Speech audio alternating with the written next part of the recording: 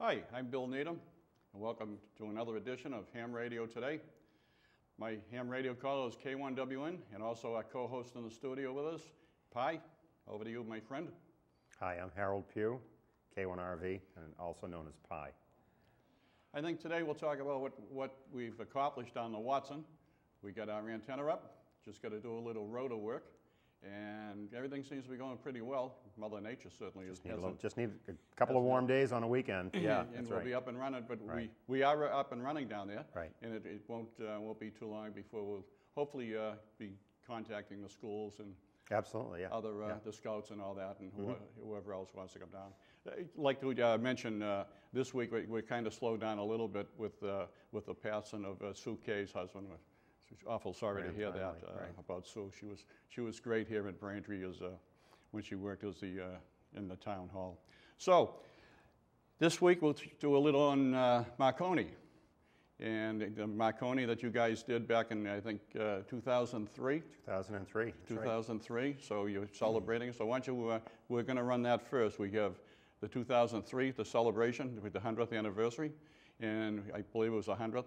And we're also going to run the ones you did this week on the 103rd, I believe, anniversary. So why don't you tell us a little bit what we're going to see with the 100th anniversary of down in Wellfleet? Sure. Well, we were down at 100 years ago, and now it's 106 years ago, but Marconi had been trying for a long time to see if he could transmit a signal across the Atlantic Ocean and have it be something with reliable two-way communications. And he had experimented for quite some time and built some pretty elaborate antenna systems, some of which came down in nor'easter.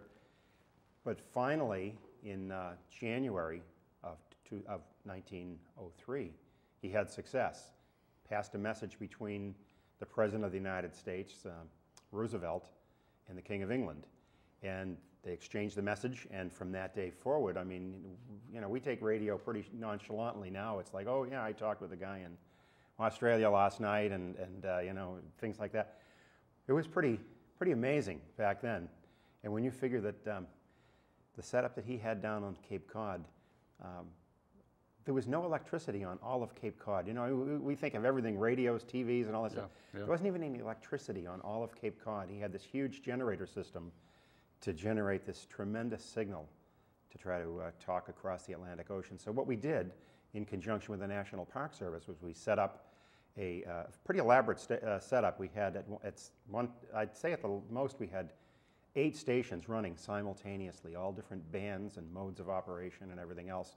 And in the video, you get to see a little bit of the history. You get to see a little bit of some things about the operators that we had down there. But we certainly could not have done it without the help of some pretty key people, Bob Doherty, Barbara Dugan from the National Park Service. I mean, these people were instrumental in getting this thing done.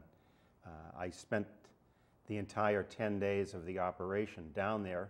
It was a 10-day operation? 10-day operation, wow. Right. Wow. And it culminated on the actual day of the anniversary, so it was a week leading up to it, and I think we maybe made about 13,000 contacts during that time on all the different ham bands.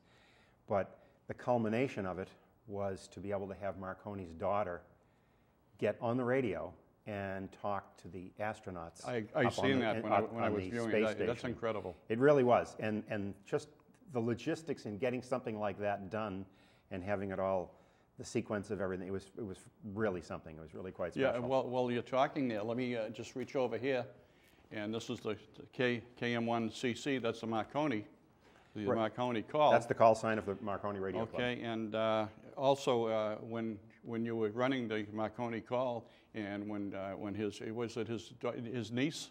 Yeah, his daughter. No, I thought it was the daughter. When his daughter was talking to the astronauts, I was thinking that myself. Here, a little more than 100 years, we finally get some kind of communications, and to celebrate it, we're talking to the astronauts. Just unbelievable. Yeah, it really was. I'm going to flip this over, and to show you how involved this was, not just in the United States, but throughout the world. But also, we have from the White House. Why don't you tell us about this, Pi? Well, yeah, we had asked for recognition through the White House to see if we could possibly get, because we were looking for a message exchange again on the 100th anniversary. And so President Bush sent us a message which we end up reading during the which you'll end up hearing during the video. But it was very nice, and it was pretty impressive because there were a bunch of us at a banquet that night. Some of the other operators were further down the road at the station, and all the people in the banquet were listening. They were just glued to the radio listening to this. Okay, and that was during. We can go back to the studio now, and that was during the the last night of the celebration. That was the last night. That's right. Last night. Yes. And everybody was there, was listening to as President Bush was Right, talking. right, Yeah, right. It's pretty impressive. Yeah, that'll be coming up. And Right. there's still quite a bit on that particular video that you guys did. All the work you put into it. Well, we did. It was putting it all together and having. I mean, we had many people came down and helped in segments of this. There were a few of us, as I said, that were involved from the start, and this actually began at the 75th anniversary. There was quite a bit of work that took place, and Bob Doherty, who I mentioned earlier, K1VV, he was one of the people that he's really been an advocate of recognizing Marconi's. Marconi, yeah. And so in 1978, which was the 75th anniversary, he had a huge setup at one of the high schools right down there in Wellfleet, and that was when we had the blizzard of '78, right around that time period. You know, the blizzard of '78 was a little bit. It was in February, but if you recall, two weeks before that, there was a tremendous snowstorm, and down the Cape they were whacked with over 2 feet of snow. Yep. So he was buried in down there, and a lot of us that were going to go down and operate never got to go down and operate because of that big snowstorm. Oh, so. that's Yeah. too bad. Yeah. I hear Whitey on quite a bit, and matter of fact, at the beginning of this video we're going to show, he's actually promoting what you That's guys. right. That's right. That was a radio. You'll hear this audio spot that played on some of the Cape Cod radio stations during that week of the 100th. Yeah, which tomorrow we're in for another field trip. We're going down to visit Mr. Doherty. That's right. Down in Lakeville, and Right. we're going to set something up. Right. It's a 100th anniversary of a different sort. Yeah, we'll get into that Right. in the next segment about Right. what we're going to do down there. So, but anyways. What else do we have today? The bands have been coming back. For any hams that are still out there, the bands are definitely coming back.